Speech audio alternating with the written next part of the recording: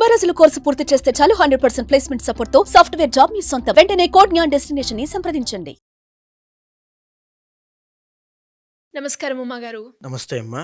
గురుగారు, ప్రతి వీడియోలో మీరు చెప్పడం జరిగింది ఫిబ్రవరి మహాశివరాత్రి రోజు ఒక ముఖ్యమైన కార్యక్రమం చేయబోతున్నారు అని. చాలామంది ప్రేక్షకులు ఎవరైతే చూస్తున్నారో ఇంతకీ ఆ కార్యక్రమం ఏంటి, ఆ కార్యక్రమంలో మనం కనుక పాల్గొంటే మనకు వచ్చే ఫలితాలు ఏంటి అని అడుగుతూ ఉన్నారు. ఇంతకీ ఆ రోజు మనం ఏం చేయబోతున్నాం, దానికి సంబంధించిన పూర్తి వివరాలు ఏంటి గురుగారు? ఓం వాగర్ధావివ సంపృక్తో వాగర్ధః ప్రతిపత్తయే జగతః పితరో వందే పార్వతీ పరమేశ్వరౌ. అందరికీ నమస్కారం అండి. ముఖ్యంగా కర్మ ప్రాయశ్చిత్త రుద్రతంత్రం అమ్మ.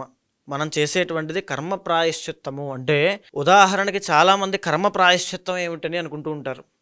త్రిదళం త్రిగుణాకారం త్రినేత్రంచ త్రయాయుధం త్రిజన్మ పాప సంహారం ఏకబిల్వం శివార్పణం. అంటే స్వామివారి మీద ఆ ఒక బిల్వదళాన్ని సమర్పించినట్లయితే 3 జన్మల్లో మనం చేసిన పాపాలన్నీ కూడా ప్రక్షాళన కాబడతాయి. అంటే ఆ ఒక్క చిన్న పని స్వామివారు మనకి ఎంత ఫలితాన్ని ఇస్తున్నారో ఆలోచించండి. అంటే మనం చేసిన పాప కర్మలు దేనికోసం మనం బిల్వదళం పెడుతున్నాం? పాప కర్మలు పోవడం కోసం. మనం తెలిసో తెలియకో చేసిన పాప కర్మలు పోవడం కోసం పెడుతున్నాం. ఎందుకు పాప కర్మలు పోవాలి?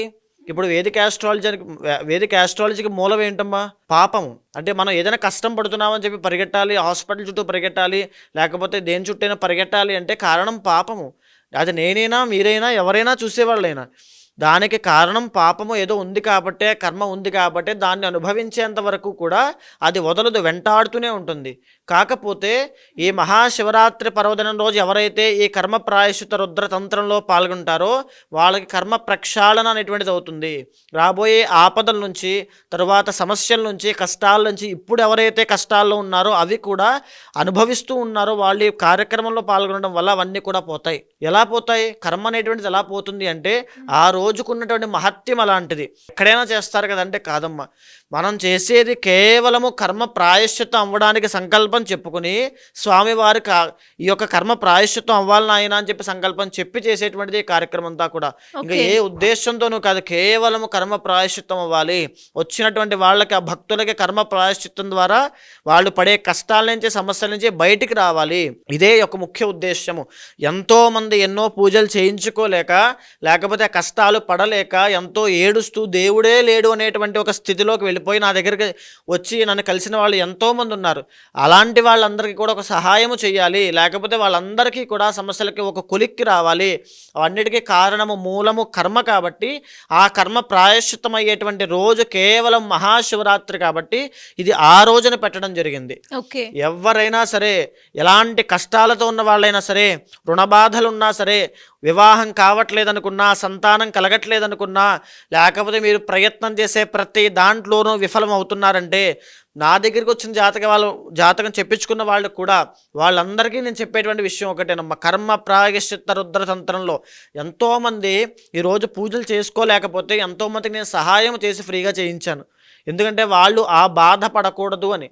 వాళ్ళు బాగున్న రోజు ఎప్పుడైనా సరే గురువుగారు అని చెప్పి నాకు కలుస్తారు. ఖచ్చితంగా నాకు ఆ నమ్మకం ఉంది. ఆ విషయంతోనే, ఆ సత్సంకల్పంతోనే ఆ రోజు మహాశివరాత్రి నాడు ఈ పుణ్యకార్యం పెట్టడం జరుగుతోంది. ఎవరైనా సరే రండి.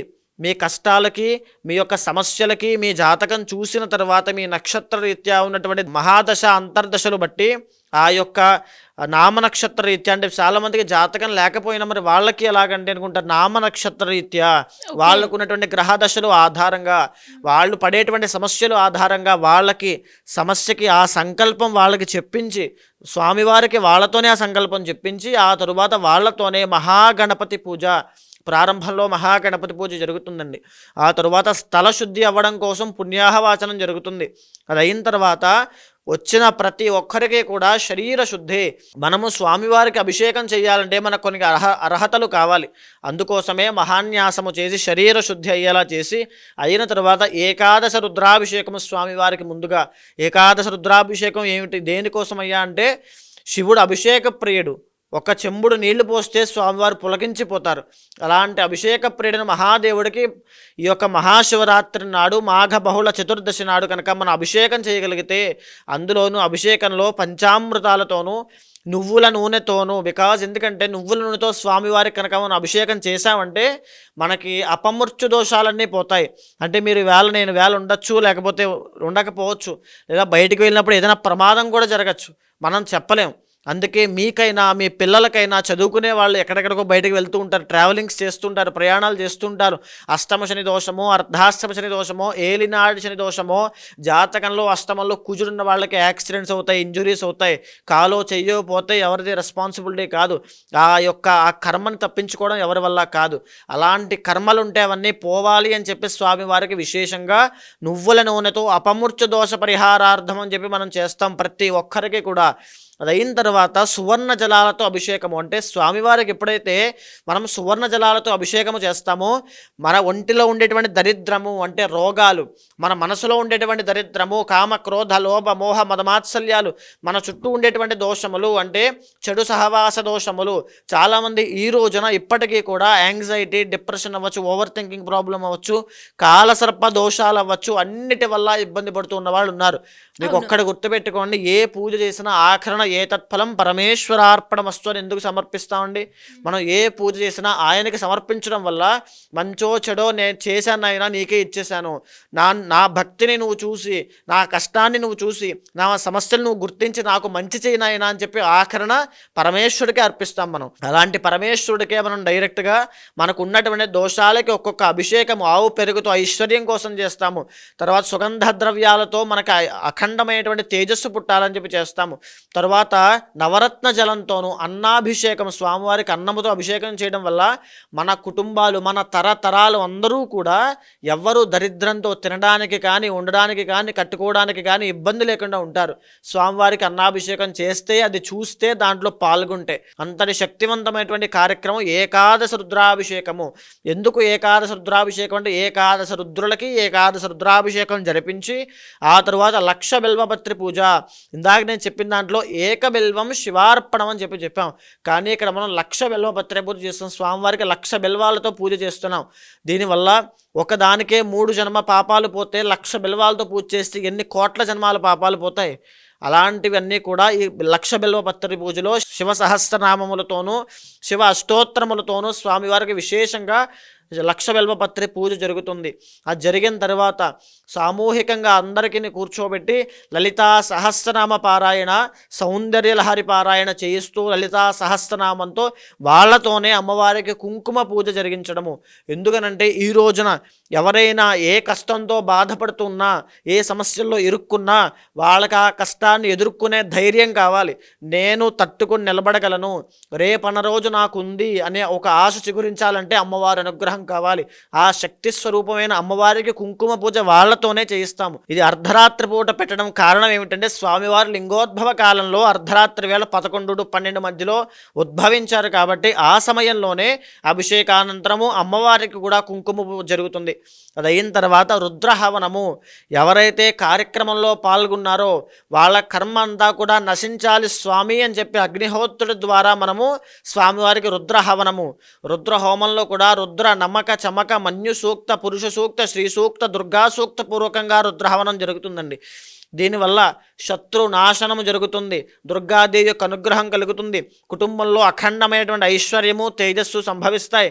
రుద్ర నమ్మకము చమకము వల్ల మనకి ఏదైతే మనఃక్లేశములు ఉన్నాయో, రుద్ర అనుగ్రహం కావాలి అనుకుంటున్నామో, మన కర్మ నాశనం అవ్వాలనుకుంటున్నామో అక్కడితో ఆ కర్మ అనేటువంటిది పోతుంది. మీకే కాదు మీ కుటుంబ సభ్యులకి కూడా పోతుంది. ఎవరైనా ఏ కర్మతో బాధపడుతున్నా కర్మ ప్రాయశ్చిత్త రుద్ర తంత్రంలో పాల్గొనండి, కర్మ ప్రక్షాళన అవుతుంది.